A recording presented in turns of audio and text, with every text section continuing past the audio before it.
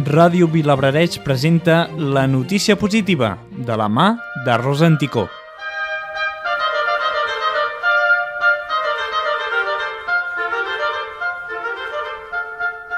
Troben a Tarragona un tresor d'un miler de monedes.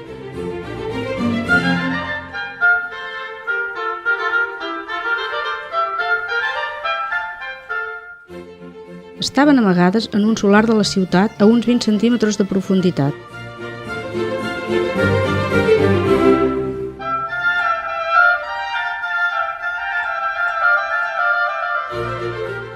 Les monedes són de coure d'un valor de 3 i de 6 quartos.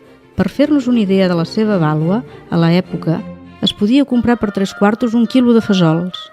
Sembla que varen ser encunyades a la fàbrica de la moneda de Tarragona, entre els anys 1810 i 1811, en plena guerra del francès. En una cara hi ha l'escut de Catalunya i a l'altra l'escut d'Espanya. El fet és excepcional, ja que no és freqüent trobar aquest tipus de tresor. Normalment el que es troba d'aquesta època és més aviat ferralla, metralla o escopetes. Ara caldrà restaurar-les i estudiar-les, encara que del seu propietari segurament mai se'n podrà saber-ne l'identitat.